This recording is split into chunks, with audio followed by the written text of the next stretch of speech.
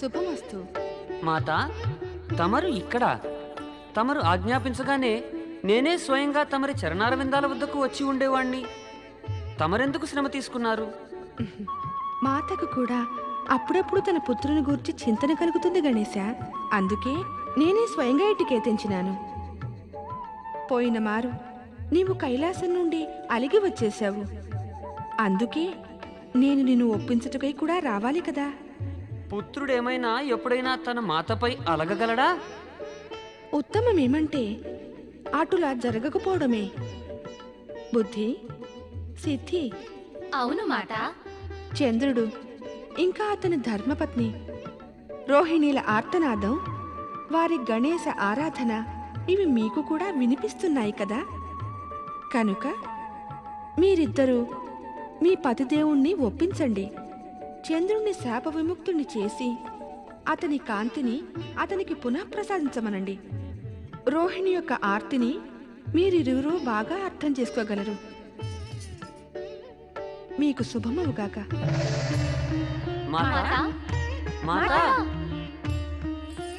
మాత ఆజ్ఞను వెంటనే పాటించండి స్వామి. చంద్రుణ్ణిక శాప విముక్తుణ్ణి చెయ్యండి స్వామి. మాతాశ్రీ యొక్క కోరిక కూడా ఇదే. రోహిణి తెలివిని నిజంగా ప్రశంసించవలసినదే. మాతా పార్వతిని ప్రసన్నం చేసుకుని ఆమె నన్ను మాతా ఆజ్ఞని పాటించేందుకు వివసుణ్ణి చేసింది. ఇప్పుడు శీఘ్రమే అక్కడికి వెళ్ళాలి. స్వామి, ఓం గం గణపతయే నమః. ఓం గం గణపతయే నమః. ఓం గం గణపతయే నమః. ఓం గం గణపతయే నమః. ఓం గం గణపతయే నమః. చంద్రదేవా, రోహిణి, జై శ్రీ గణేశ, జై శ్రీ జై శ్రీ గణేశ, జై శ్రీ జై శ్రీ గణేశ, గణేశ, జై శ్రీ గణేశ, జై శ్రీ గణేశ. చంద్రదేవా, మాత పార్వతి కృప వల్ల తమరి ప్రాయశ్చిత్త కాలం బహు తక్కువైపోయింది. లేదంటే తమరు యుగాల వరకు శాప విముక్తులు అయ్యేవారు కాదు. నేను చేసిన దుష్కృత్యానికి ఎంతో సిగ్గుపడుతున్నాడు శ్రీ గణేశ.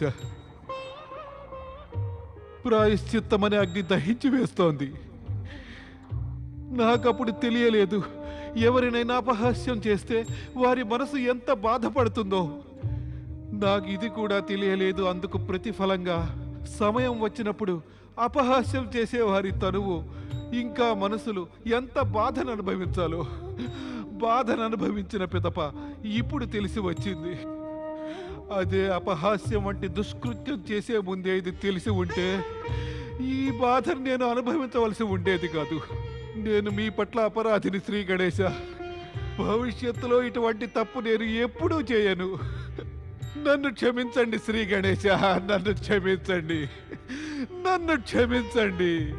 తమ వంటి సర్వపూజలు అగ్రపూజని పొందేటటువంటి దేవశ్రేష్ఠులని అపహాస్యం చేయుట మా అజ్ఞానము, బుద్ధిహీనతయే శ్రీ గణేశ.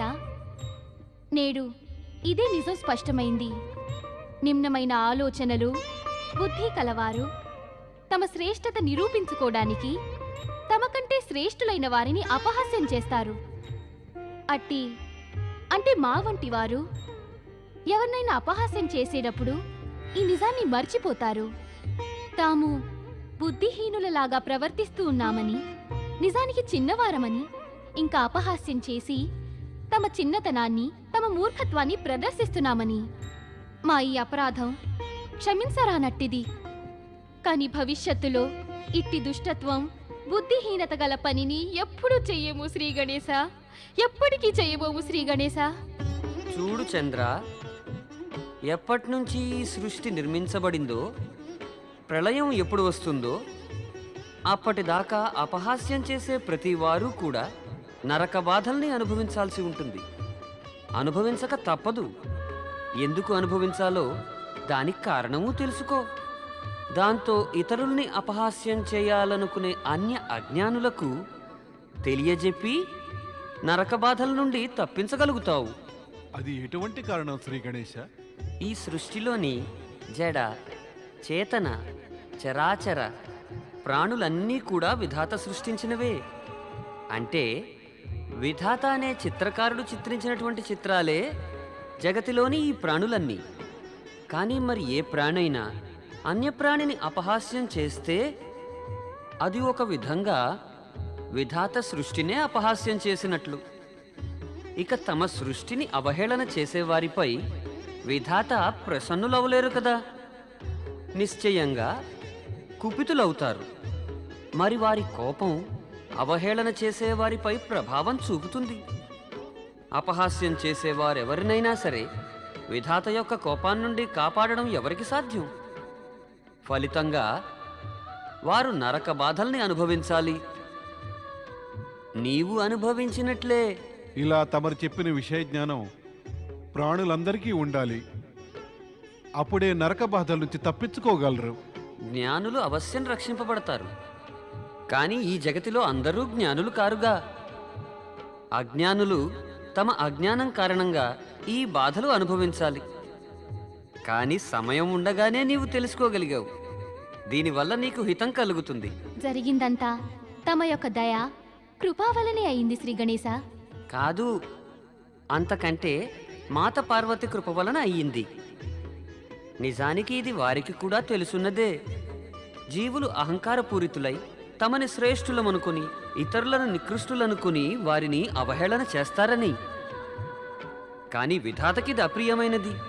ఎవరో అన్యులు తమ సృష్టిని నికృష్టమని అనుకోవడం.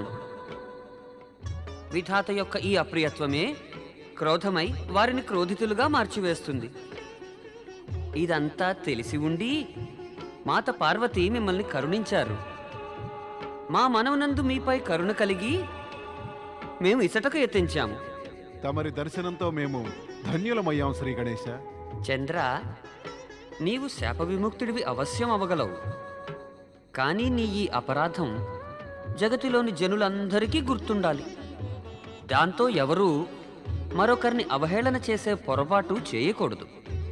అందుకే నిన్ను విముక్తుణ్ణి చేసిన పిదప మేము నిన్నొక ఇబ్బందితో అవశ్యం బంధించబోతున్నాం. ఎలాంటి ఇబ్బంది శ్రీ గణేశ? పరమశివుని నిర్దేశానుసారంగా నీవు కృష్ణపక్షమందు క్షీణిస్తూ క్షీణిస్తూ అమావాస్య రాత్రి ఆకాశం నుండి అదృశ్యుడవైపోతావు. తిరిగి మళ్ళీ కాంతి నిండిన వాడవై పౌర్ణమి వరకు నీ పూర్వరూపంలోకి ప్రవర్ధమానమై వస్తావు. ఇందులో బాధ ఏముంది శ్రీ గణేశ? సంవత్సరంలో ఒక మారు మా జన్మదినమందు భాద్రపద శుక్ల చతుర్థి రాత్రి ఎవరైనా కానీ చంద్రుణ్ణి చూస్తే వారు ఏదో ఒక కళంకం ఆపాదించుకుంటారు. వారిపై నిర్దోషులైనా కూడా ఏదో ఒక నిలాపనింద వస్తుంది. శ్రీ గణేశ, తమరు నన్ను శాప విముక్తుని చేయటంతో పాటు ఒక వరాన్ని ఇవ్వండి. దాంతో తమరి నామంతో పాటు నా యొక్క పేరు కూడా ధర్మపథంలో అమరమైపోవాలి. ప్రతి నెలలోని కృష్ణపక్ష చతుర్థి కూడా సంకష్ట చతుర్థి అని ప్రసిద్ధి నొందుతుంది.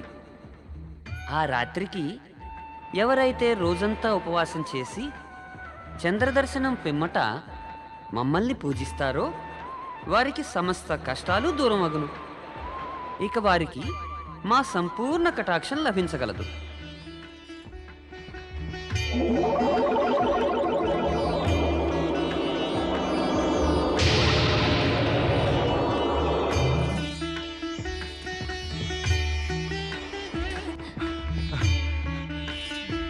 జై జై గణేశ.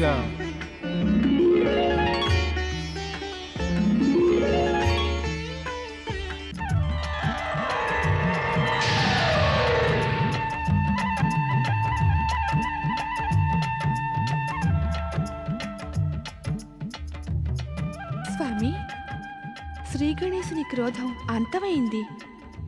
ఇదంతా నీ కారణంగానే అయింది దేవి. నీవు గణేశుణ్ణి శాప విముక్తి కలిగించమని ప్రేరేపించి జగతి యొక్క సుఖశాంతుల్ని నిలబెట్టావు. నీవు జగతికంతటికీ శుభాన్ని కలిగించావు. సర్వలోకవాసులు నీ ఈ ఉపకారానికై సదా నీ యందు కృతజ్ఞులై ఉంటారు. ఇక నలుదిశలా ఉత్సవ వాతావరణమే.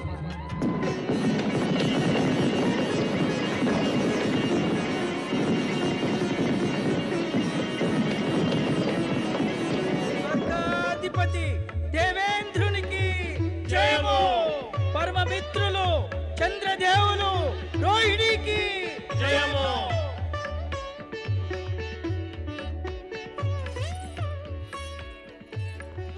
ప్రణామం గురుదేవా. విచ్చేయండి. తమరికి స్వాగతం గురుదేవా. ప్రణామాలు స్వీకరించండి ఋషివర్య. ప్రణామం గురుదేవా. ఈ హర్షోల్లాసాలతో ఏమనిపిస్తోందంటే నేడు స్వర్గలోకంలో ఏదో ఆనందోత్సవం జరుపుతున్నారని. అవును, నేడు స్వర్గం కళకళలాడుతోంది. అవును ఋషివర్య, మిత్రుడు చంద్రదేవుడు శ్రీ గణేశుని శాపం నుండి విముక్తుడైనాడు.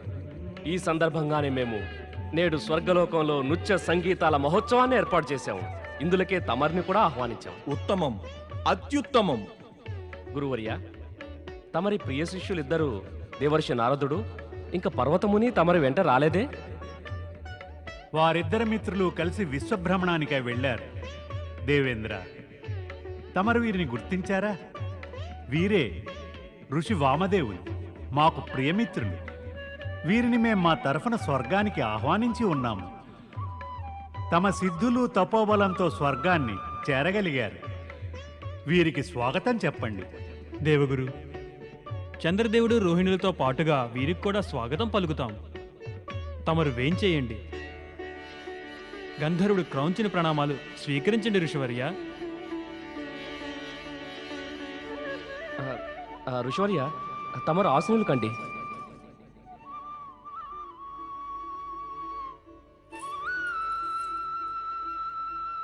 నృత్యం ఆరంభించండి.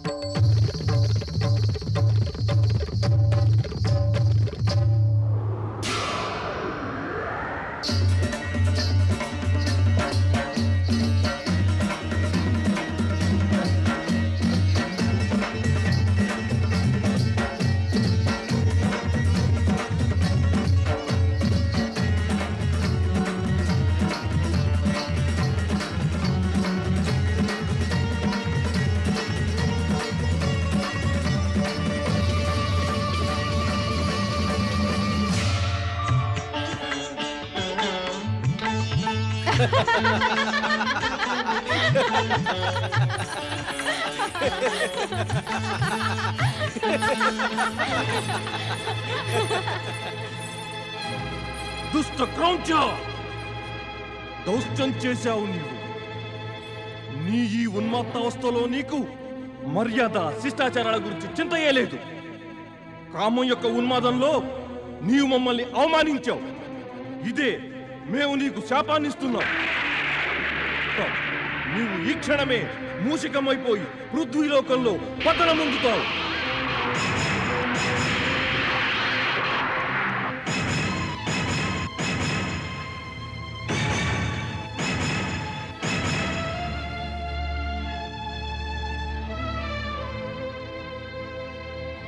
క్షమించండి ఋషివర్య, క్షమించండి. క్రౌంచ గంధర్వుని చిన్న తప్పుకి ఇంతటి కఠోర దండన. తమరిని అవమానించడం క్రౌంచ గంధర్వుని ఉద్దేశమే కాదు ఋషివర్య. క్రౌంచుణ్ణి క్షమించండి ఋషివర్య, క్షమించండి. తమరు తపస్సు, జ్ఞానము, క్షమల స్వరూపం ఋషివర్య. తమరి క్షమతో క్రౌంచునికి కొత్త జీవితం సంప్రాప్తిస్తుంది. తమరి శాపాన్ని ఉపసంహరించండి. వీల్లేదు. కృపతో శాపం ఉపసంహరించుకోండి. ఒకమారిచ్చిన శాపాన్ని ఉపసంహరించుకోవడం సాధ్యం కాదు.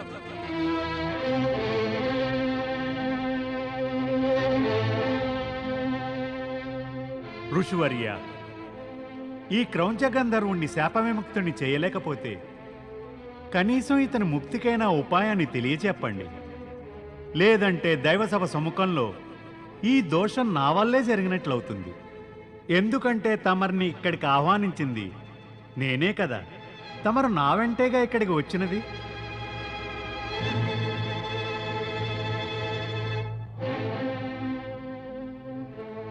ఏ శ్రీ గణేశుడు చంద్రుడు రోహిణులకు శాప విముక్తి కలిగించాడో వారే ఇతడిని శాప విముక్తుణ్ణి చేయగలరు.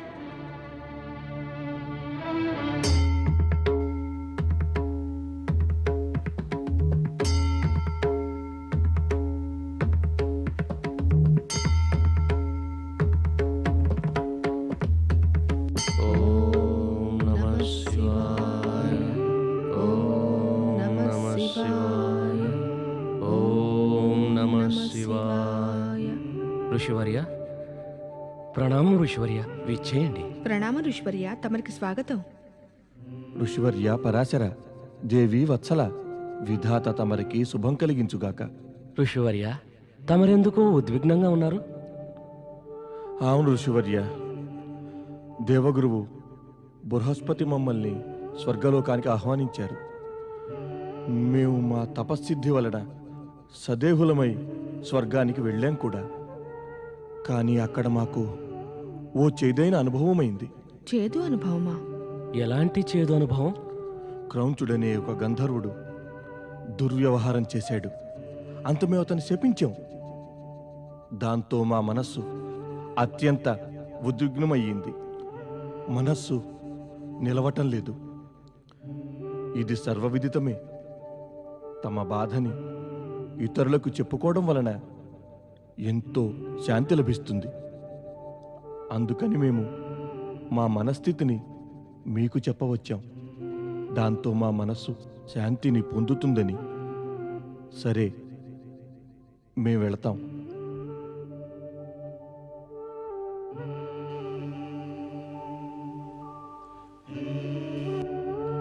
ఓం నమః శివాయ. ఓం నమః శివాయ. నారాయణ నారాయణ. జయ జయ బ్రహ్మదేవ. నారాయణ నారాయణ. జయ జయ బ్రహ్మదేవ. మిత్రమా నారద, స్వర్గంలోని మహోత్సవానికి నీకు ఆహ్వానం అందియే ఉంటుంది. అదేమిటి? ఆ మహోత్సవానికి ఆహ్వానం నీకు లభించిందా? నా వంటి యోగిని ఆ ఉత్సవానికి ఎవరు పిలుస్తారు? నారాయణ నారాయణ. మరి నేను భోగినా నన్ను పిలుస్తారనుకోవడానికి?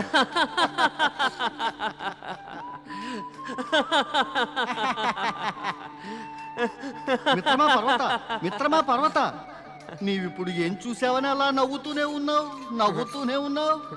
యోగి భోగి మాటలు విని అకస్మాత్తుగా ఆ దృశ్యం స్మరణకి వచ్చింది.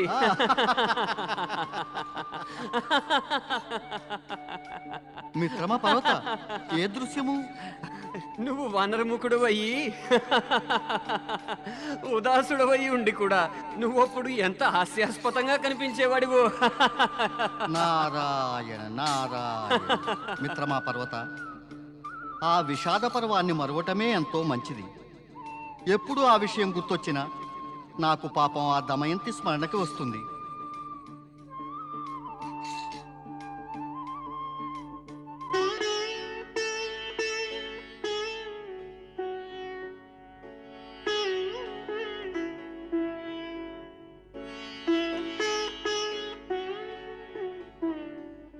నారాయణ నారాయణ. చంద్రదేవ, శాప విముక్తుడవైన పిమ్మట కూడా తమరు విచారంగా ఉన్నారే? దేవర్షి, దేవేంద్రులు స్వర్గలోకంలో మాకు శాప విముక్తి కలిగిన సందర్భాన నృత్య సంగీతాల ఉత్సవాన్ని ఏర్పాటు చేశారు. అక్కడ ఒక దుర్ఘటన జరిగింది. అందుకే విచారంగా ఉన్నాం. దుర్ఘటన? ఎలాంటి దుర్ఘటన? అక్కడ గంధర్వుడు క్రౌంచుని చేయి ఋషి వామదేవుల చేతికి తగిలింది. అంతవారు క్రౌంచుని శపించి మూషికంగా మార్చేశారు. చివరికి వారే చెప్పి ఉన్నారు, శ్రీ గణేశుని ద్వారానే మూషకుని ఉద్ధారణ జరుగునని. దేవర్షి, కృపచూపి ఈ సందేశాన్ని శ్రీ గణేశులకు అందజేయండి. అంతా క్రౌంచ గంధర్వుని ఉద్ధారణ జరుగుతుంది. ఇక మేము మమ్మల్ని దోష విముక్తుల్ని గావించుకుంటాం. లేదు లేదు లేదు లేదు లేదు లేదు. శ్రీ గణేశులు నాపై కోపంగా ఉన్నారు. అటువంటప్పుడు వారి వద్దకు వెళ్ళనా? ఇది ఉచితం కాదు, మీరిద్దరూ నన్ను క్షమించండి మరి.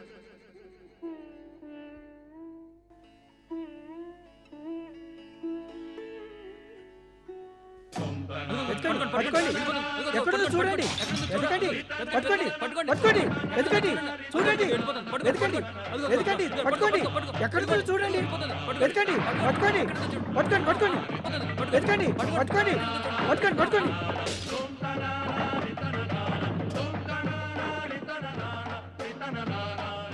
ఓం నమః శివాయ. గురుదేవా, గురుదేవా, మూషికం ఆశ్రమంలో అల్లకల్లోలం సృష్టిస్తోంది. దాన్ని పట్టుకోవడం మా వల్ల కావట్లేదు. పట్టుకుందామంటే కరుస్తుంది. మమ్మల్ని క్షమించండి, మేము అక్కడికి వెళ్ళలేము. అవునవును, వెళ్ళాం.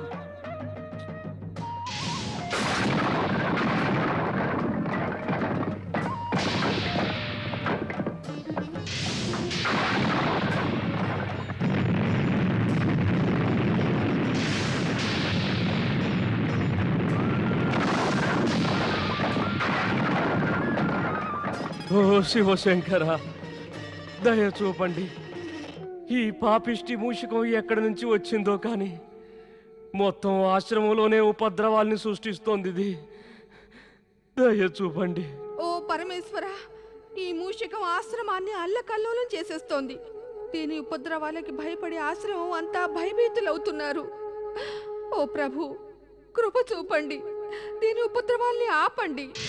ఈ మూషిక ఉపద్రవాల్ని శాంతింపజేయండి ప్రభు, శాంతింపజేయండి. ఓం నమః శివాయ. ఓం నమః శివాయ. స్వామి, ఈ మూషికం శివభక్తిని ప్రకటిస్తోంది. శ్రీ గణేశ, అద్భుతం. స్వామి, ఈ గణేశ భక్తి మూషికం ఏమని సంకేతం ఇస్తోందంటే ఈ కష్టాన్నించి బయటపడటానికి మనం శ్రీ గణేశుని ఆరాధించాల్సి ఉంటుందని. ఈ రహస్యమేమిటో పరమశివులే చెప్పాలి.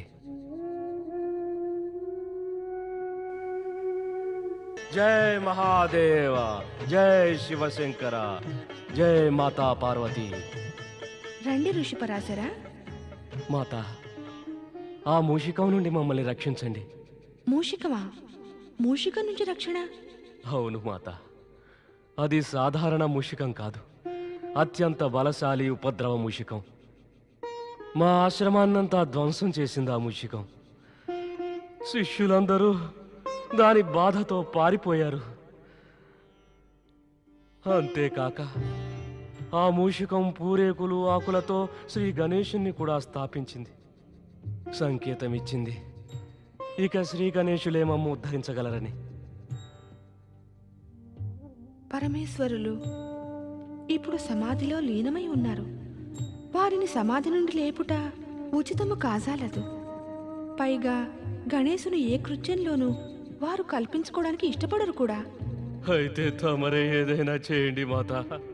శ్రీ గణేశులు తమ ప్రియపుత్రులు, తమ ఆదేశాన్ని తప్పక పాటిస్తారు.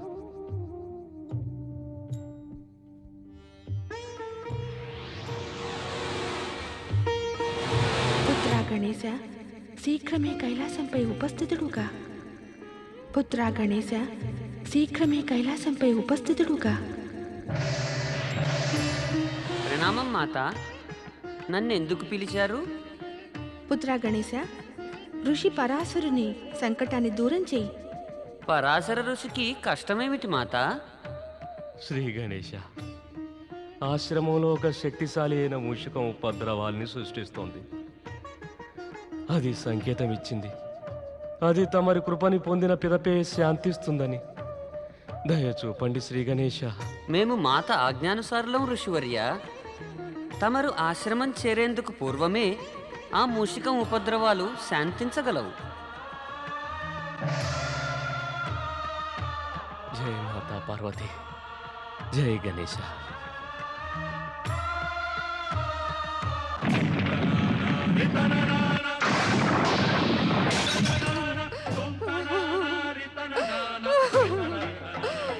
పరమేశ్వర, ఓ శివశంకర, నేనేం చెయ్యాలి శివశంకర? ఈ మూషికం పరుగులెత్తి పరుగులెత్తి నా ప్రాణాలు తీస్తోంది. ఓ మహాదేవా, దీనికి మార్గాంతరం చూపండి. ఓ ప్రభు, మార్గాంతరం చూపండి.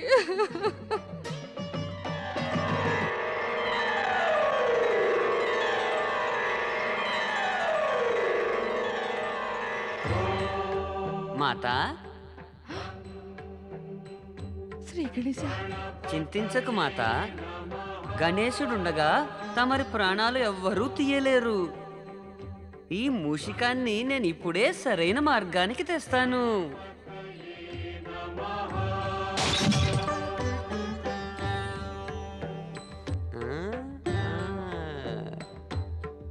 పరిగెట్టు పరిగెత్తు పరిగెత్తు, పరిగెత్తు. మమ్ము తప్పించుకుని ఎక్కడికెడతావు?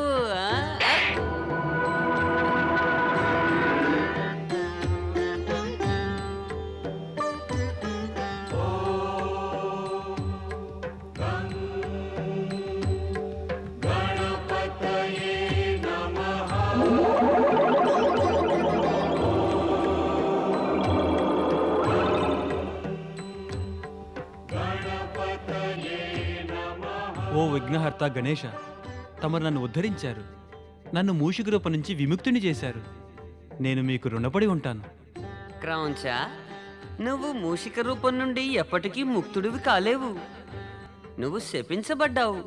ఇక శాపం బాధపడ్డ హృదయం నుంచి వేదనాభరితంగా వెలువడిన వేదవచనం అవుతుంది. అది ఎన్నటికీ అసత్యం కాజాలదు. శ్రీ గణేశ, మరో మార్గం సెలవీయండి. నేను మూషిక రూపంలో కూడా ఎన్నడూ దూషణ పొందకూడదు. ఇక నా జీవితం నాశనం అవరాదు. నేనెప్పటికీ తమరి సేవలోనే ఉండాలి. క్రౌంచ, జీవితాంతం మా సేవలో ఉండాలంటే నువ్వు మూషిక రూపంలో మా వాహనంగా మారాల్సి ఉంటుంది. మా వాహనమైన పిదప నువ్వు లాభమే పొందగలవు. భక్తులచే నివేదించబడ్డ ప్రసాదం నీకు ప్రాప్తించగలదు.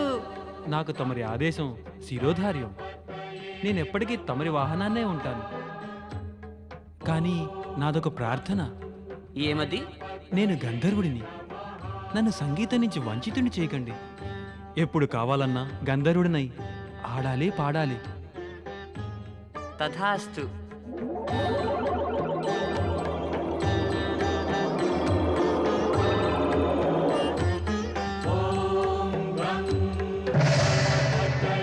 నేను తమరికి కృతజ్ఞుని శ్రీ గణేశ. పార్వతీనందుడు శ్రీ గణేశునికి జయము. జయము. విఘ్నహారక శ్రీ గణేశునికి జయము. జయము.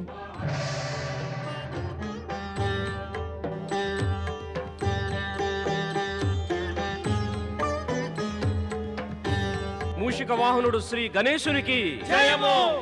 పార్వతీనందనుడు శ్రీ గణేశునికి జయము. ప్రథమ పూజ్యుడు శివసుతుడు శ్రీ గణేశునికి జయము.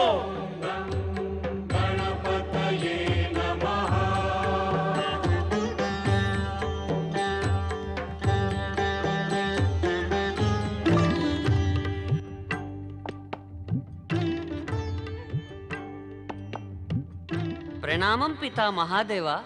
ప్రణామం మాతా పార్వతి. వామదేవుని శాపం వల్ల క్రౌంచునికి ప్రత్యేక హాని కలుగలేదు. కానీ విశేష లాభం అవశ్యం కలిగింది.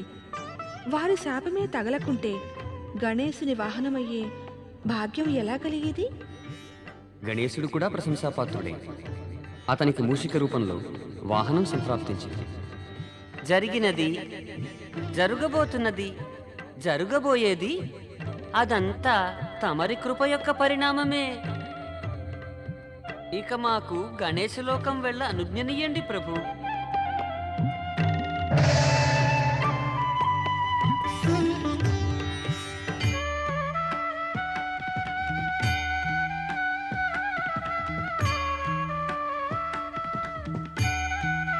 స్వామి వచ్చేశారు.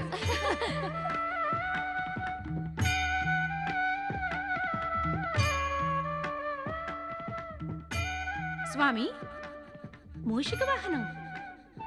ఈ మూషికం మా వాహనమై ఉంటుంది. ఓం నమః శివాయ.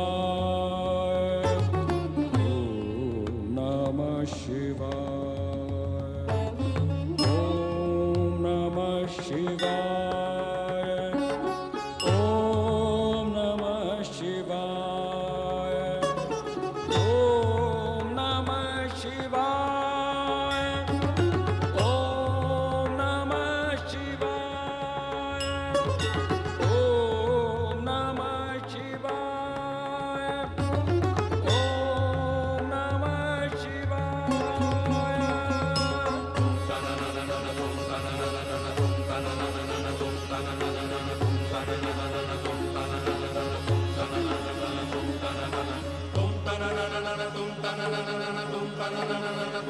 తుం